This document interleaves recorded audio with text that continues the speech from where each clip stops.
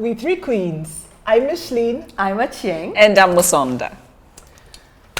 Another career episode today. You know, we've been doing quite a few of these recently, just trying to share golden nuggets from our collective, should I start saying 100 years of experience?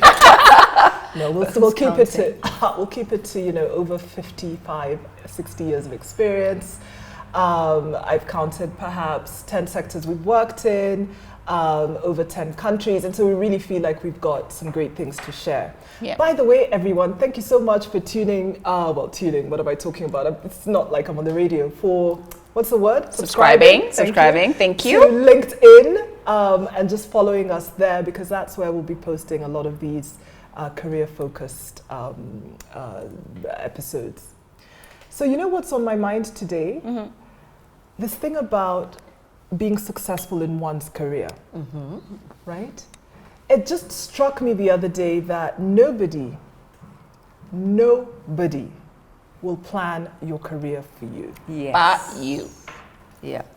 Yeah. And, you know, it might go without saying, but I do think that sometimes we're there thinking perhaps, I don't know, mom, dad, big sis, big bro, mentor, or even your boss. That's even one of the worst, where you're like, he's got me. No, so you've got to do it yourself. And some of us have learned the long way or the hard way. And so what I would like to hear from you ladies is, you know, what kinds of tips do you have that, you know, can propel one's career in a way? What are those sort of key pieces of guidance that lead to better career, you know, success, if you will, right? The almost what I wish I knew, Then. right? Then, or even the, you know, what I knew then, like maybe you were lucky and you just knew. And so what can we share?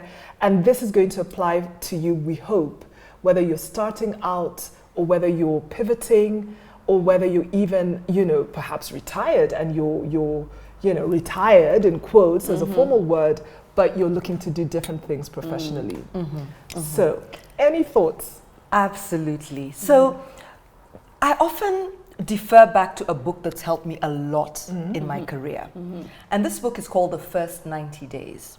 Yes. And it's got a range of really amazing principles. But the one I really want to talk about is the fact that imagine when you go into a job, it's a new job. The first thing is you're figuring out the industry, the company, the people, your deliverables. I mean, there's so much. Yeah. And oftentimes, by the time you're done in the first few weeks, there's 800 things that all need to get done. And that can be so overwhelming because you can try and do a bit of everything. Now, the first 90 days, one of the key principles in it talks about focusing on the quick wins. Yeah. It's such a simple, straightforward concept, and yet oftentimes when we're so overwhelmed, you don't think about that. No. If you focus on the quick wins, then you're you know, out of the 800 things, you say these are the 3 things or the 5 things that I can get done within my first 90 days. In fact, 3, actually. Even if it's 3. Yeah. It could be one big thing Yeah. that really moves the needle. Right. Yeah. But the important thing is to say, by the end of the 3rd month, will you be able to show your boss, your directors, your board, whoever it is, Right. your team, will you have something to show for those first 90 days to say, we did 1, 2, 3 in our first 90 days? I love It's a it. simple concept, but it's really, really easy to remember and easy to execute when you're very deliberate about it. I love that. And the thing is, yeah, you're in this, you know, mud, so to speak. There's just so much going on. And, you know, what can you hang on to? Now, I'm going to just add a bit of a devil's advocate or a bit of a but. So you've done these 3 amazing things or, you know, one big thing. How about if you're just shy, you know, or introverted or quiet or whatever? How are you going to show that? And who are you going to show them to? How do you get them, you know, outside your laptop and into this office to say, look, I've done them, yay. Any thoughts there just in terms of, you know? Do you know, when I think about it, I think a lot of, you've touched on a very raw nerve there, because a lot of, especially for women, you know, I've spoken to a lot of colleagues who are just like, yeah, but you know, my work will speak for itself. Right. A lot of people think that. Whoa, hang on a minute. I mean, for me, working in a multilateral industry, there's thousands of us doing pretty much similar things, right? Yeah. And there's a fantastic book by Dory Clark called Stand Out. You know, how do you stand out? Right. In that maze of everybody talking about the same topic. Yeah. And for me, that book really helped me to redefine, and to your point, you know, how do I hoist myself? And I've spoken to girlfriends of mine who are shy. I'm like, look, Twitter is free. LinkedIn is free. You know, write a paragraph every week to say this is the work that we're working on, attach a picture or attach an article. A lot of people are inactive. Yeah. Very true. inactive. Like, okay, what is the purpose of you being in that space? And so for me, I've been very deliberate about using my social media spaces to talk about the work that I do. Yeah. Oh, Actually I was good. Yeah, Yeah. I was at this Been meeting. very You know, I was at this meeting. I was the moderator. Somebody took a picture. I put the picture, and I do a blurb and say, look, looking at circumstances of flooding in Mozambique and blah, blah, blah. See this picture, me talking to A, B, C on a conversation with what can we do differently. And that. So I sort of rework the language, and sometimes I even actually prepare them because I know, you know, International Women's Day is coming up, Right. World Earth Day is coming up, International Forest Day. You have a whole event, Yes. you know, swath of things. And so how do you then prepare some of the tweets around that? And themes are planned way ahead of time, and you know what the theme is, etc. And that wording, Yeah. my work will speak for itself. It has been the downfall of many. I tell you, and you know, we even Yeah. spoke about this. I think we had a to brag or to be humble, you know, episode. And so when you're there posting with pictures, and then you're in the picture, and you know, you've done this wonderful things. Do some people call you a show off? Oh my God. Are you Girl, like- listen, I've received Do you care? racist remarks. What? You're not a team player. What? You're not da da da da da. You know, so I asked myself, okay, so it's a fine balance. Yeah. It's a fine balance. You know, I tag the institution I work for. Right. I tag the people that were part of the meeting, and I talk in this sort of, you know, collective way and say, you know, we've been working towards this. But if it is me that has been leading a process, You say I it. say it's me. Absolutely. Because a lot of times it's, you know, just talk about the institution. It's so superfluous. It's Yeah. like, yeah, it is an institution. I see what you mean. But what about you? What is your value add to that? Because you're part of, it's like the honeybees. Yes. You know, the queen is there, has got all the workers and whatever. What we see ultimately is the honey. But a lot of work happening behind the scenes. Yeah. The bee that goes to the yellow flower, Yes. you know, shows off with the yellow flower. The goes that goes to the red flower. Yeah. We're all part of this collective, but we have that deliverable. Yes. Right? But in the human sense, we really ought to also showcase and say, you know what? In this conversation, I've been a part of this. Right. And this has been my how. contribution. And for goodness sake, we have qualifications. I have a whole PhD in wetland ecology. I want to talk about my expertise. Absolutely. And not hide it under the, you know, under the table. Yeah. And you know what? It's really Interesting. about Yeah. personal branding.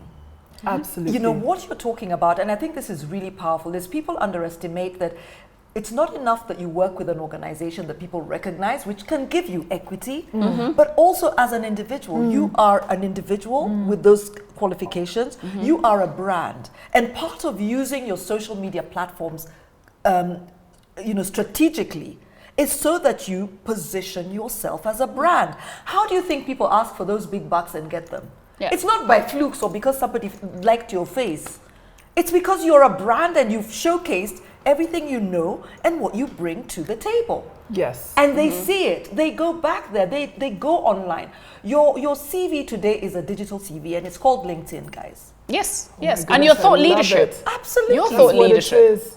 That's absolutely what it is. And I mean, you're so clear. Wasn't that clear? I mean, honestly, you know, there's LinkedIn, there's Twitter, there are other, you know, social media. So thanks for that. I do know that people struggle with this fine balance of, you know, am I bragging? What will people think? But the truth is, don't just be one of the thousands of bees is what I'm hearing. Put yourself, you know, forward.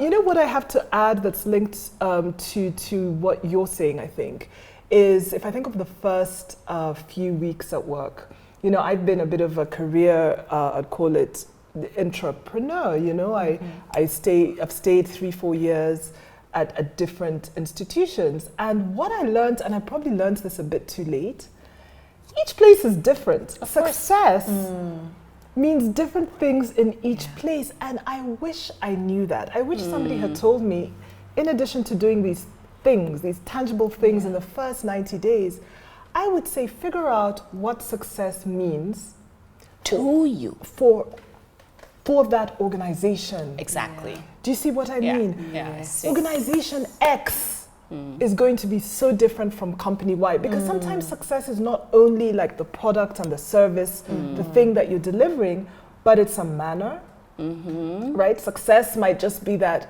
you know, you always say a lot during during meetings, right? As long as it doesn't take away from your values and your innate self, Yeah. you can lean into that. You can be like, oh, okay, here I was just thinking I'm here to listen. Let me do that. Exactly. So listen, Exactly. when you're new in a job, when people say, oh, this manager, you know, oh, they're so good, or this particular employee, you know, they're brilliant, ask, oh, what made, oh, what, oh, yeah, I kind of think so as well. But what did you see about their brilliance? Yeah. Listen in and lean into what the, what can I call it, the decision makers are saying about what makes someone successful. You'll be so surprised that all you need to do is perhaps one or two kind of behaviors or things that you just didn't know. Yeah. Great. Yeah. You know? Yeah. Yeah. Nobody tells you that. Exactly. Tell me. I want to jump on the comment around decision makers. Yes. Because the decision makers, or let me say the influential people in the organization, are not necessarily always the people at the top. Exactly. Exactly. Another one. Who knew? Yeah. Exactly. So Yes. as you lean in, talk to people even across different levels. You'd be surprised at how much insight you can get from the PA Yes. who's been there for like 10 Yes. years. Or Who that- knows what strings to pull where, or how things are approached, or how agendas get moved forward, or the best way to get alignment in order Yes. to move a Or project. even the psychology of the individuals you're dealing with. Because PAs are brilliant. what we're talking about here Yeah. in terms of those, what I'll call the success metrics, it's not that, you know, you have that PhD, you bring in that technical expertise. They know you're going to be really good at marketing, you're a digital marketeer, fine.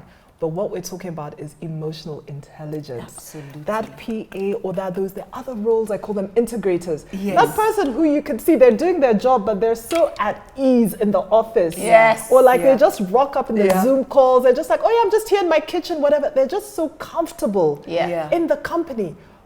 Why is it they've learned and they've leaned into those emotional, Yeah. that emotional quotient, I'll Yeah. call I it, like of it. the company. I like I it. love that. You know? Yeah. So, people, I'm going to wrap, but I'm going to keep the queens on their toes. I've just decided last minute. I'm going to do what I call a quick fire. Yeah. So I'm going to ask just some random questions. I'm going to see if you're awake.